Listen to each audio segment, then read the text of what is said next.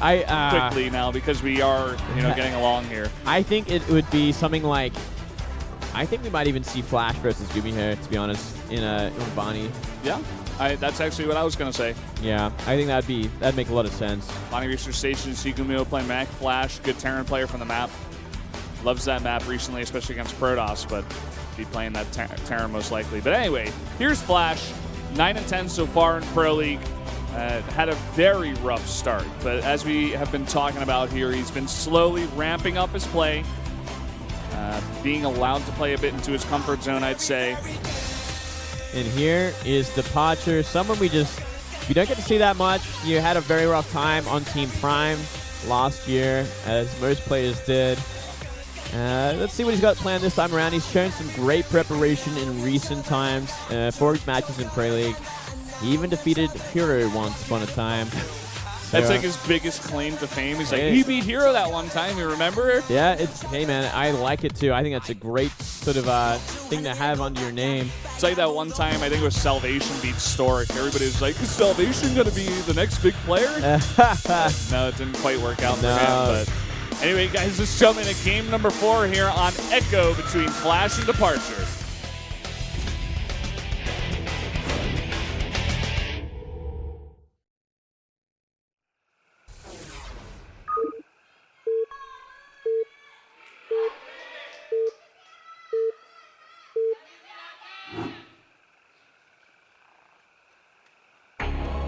Up here in the top left in the red from KT Rolster, Terran player, it is Flash. Down here in the bottom right, we do have the MVP player, DeParture. The underdog in a big way, but what has he got planned? I feel like he must have something interesting to show us here. Yeah. I don't think he will depart from his very aggressive play, Moonblade. Oh, Valdez. Oh, mate. You cheeky bugger. You're a funny one today.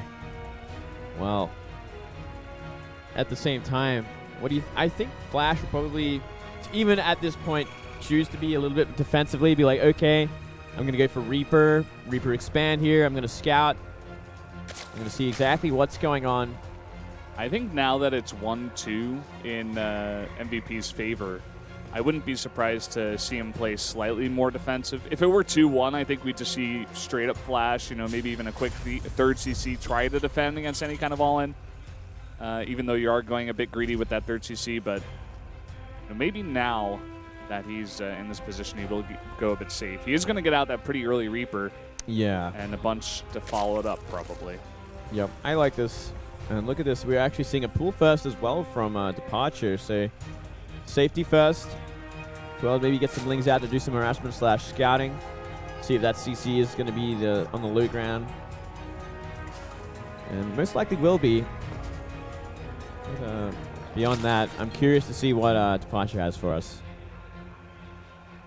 He's been around for so long, and yeah, he didn't have much success last year, but I feel like he's certainly grown a lot since then.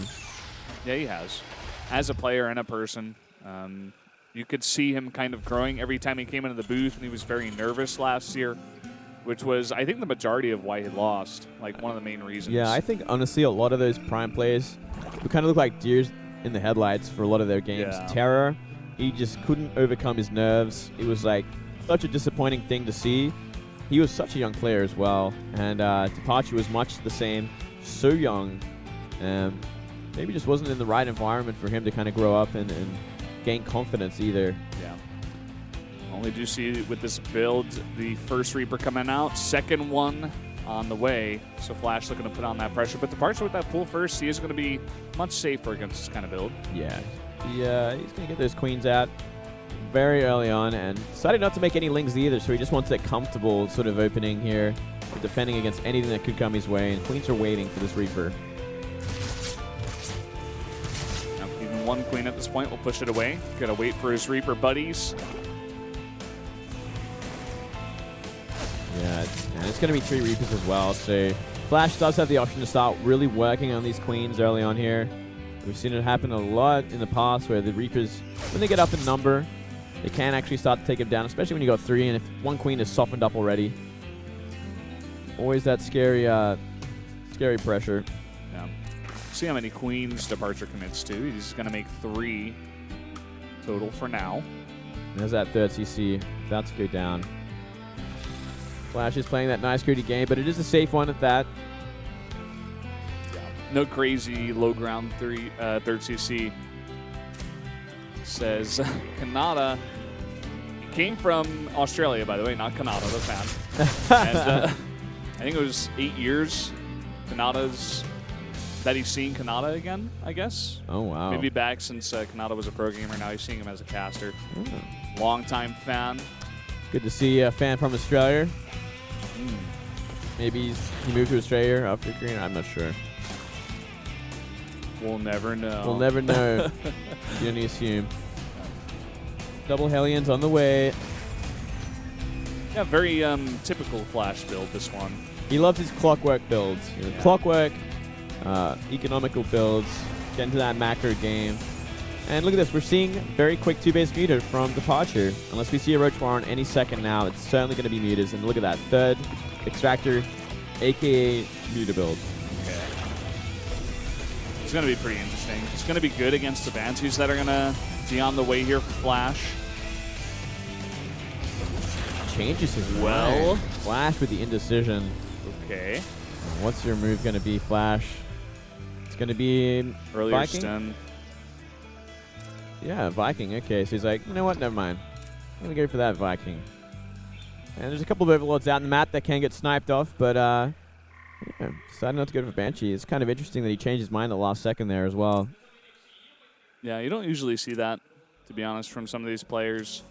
Especially Flash, as someone, like you said, just going for clockwork builds. Like, he knows what he's doing before he even comes to the studio. Yeah. But that's kind of interesting, actually. Playing full defensive, too. Like, checking all the corners for hidden bases as well with the Reapers. Now the Hellions are together, plus 3 Reapers. So the pressure is going to be on here. Going to have enough Queens out or Lings to stop any sort of aggression happening. Coming up here, poking out that third base.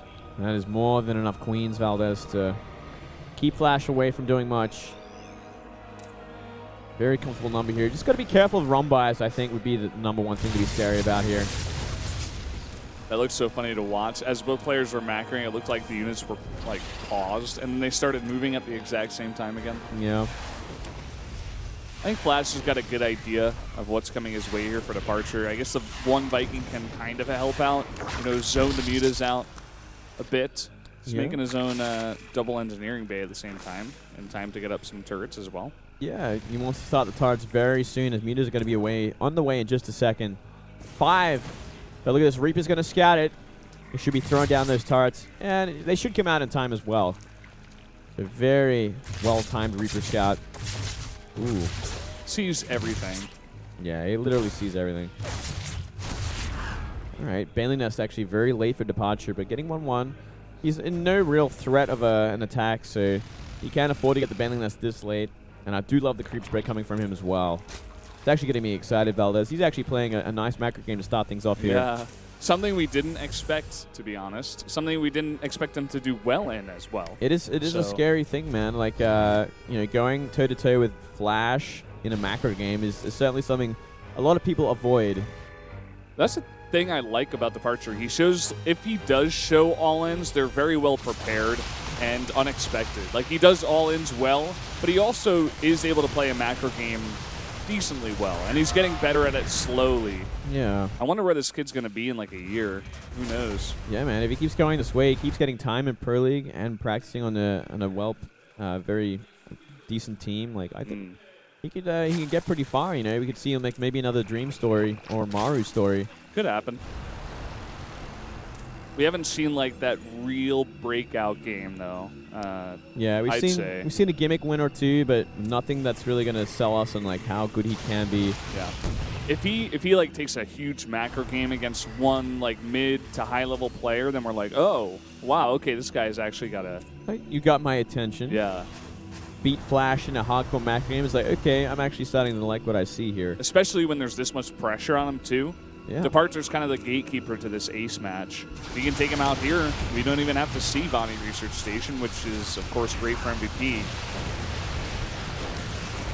Yeah, that would be absolutely fantastic. Though I'm sure Gumiho would be loving to play on that map again. If he got a chance to do it. I think every matchup would be pretty good for him, except maybe Zest. We'll see about that. Yeah, I wonder if KT wouldn't put out a Protoss player, actually, instead of Flash. Could be the right choice, actually, considering who he's up against. But hold that thought. Flash looking for the first attack of the game here. Look at the timing here on the Baneling speed and the +1 for Flyers. Oh, finishing up just in time. Going to trigger a couple of mines. Oh, he does. He actually could commit here. He cannot afford to lose the hatchery. Looks like he will, though. Pushing forward now, just a little bit too late. But here come the Banelings. May be able to clean this up, but he has lost the hatchery. He has lost the hatchery. Going to be cleaning up everything else there. He could go for a high counterattack behind this Flash, losing everything in an instant. Doesn't look like the Mutas are committing anything further, though. He's going to have to remake that hatchery and start to play it from behind, I guess. Didn't have many Mutas for the follow-up here against the Medivacs. I suppose just 5 remain, and now he's going to make 5 more. Pretty decent creep thread still, though. Creeping towards the middle of the map. And 4th base is being remade. More Banes on the way. I think he was fishing for a counterattack. Feeding on the mine, Valdez. Stop the harassment once again. Yeah, I'm gonna snipe out a little missile turret there. Now just waiting. Morphing some more Banelings. There's also no bunker at that 3rd base, so if he knocked down those debris in the back and found his way in, he could do a lot of damage. Yeah. It's funny how, like, down to the smallest detail, Flash will be greedy. He's like, oh, there's rocks here. It's fine. I don't need a bunker. Yeah, I can just be completely greedy from here. You're now seeing a drop going into the map here. It's going to create a lot of problems in the near future. It's going to create the opening for the Flash's next move out. He's already started to clear that creep in the middle here, but he's got to start clearing the creep to the south if he wants to get to that 4th again. Flash was going for a drop, but he got spotted by a couple of Overlords. Nice position on those guys. He's even gotten them down at the south of the map and even the east of the map, so good spread there by DeParture. Yeah, 2-2 finishing up for both sides as well. A pretty even time. So DeParture's really staying on top of things in terms of macro and upgrades. I do like where he's at right now.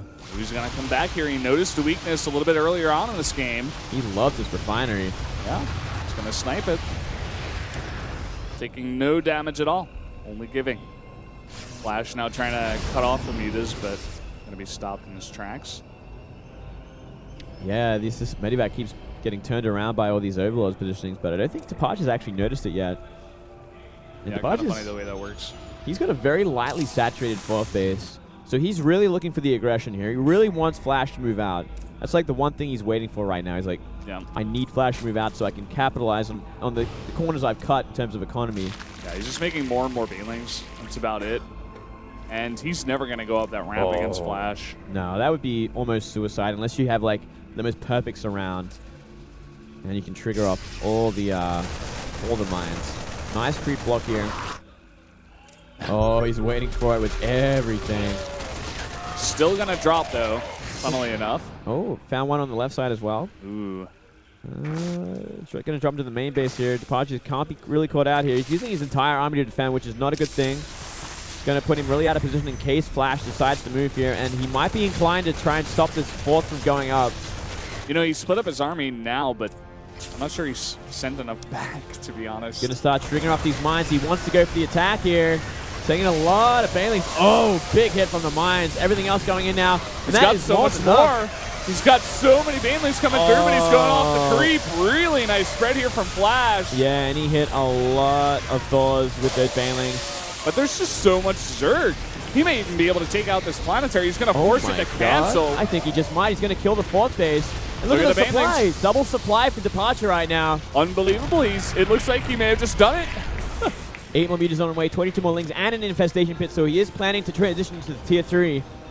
You know, he's hit a timing here before 3-3 is done, and he had so many Banelings. Stopped at about 76 drones. Didn't oversaturate, didn't take too many bases.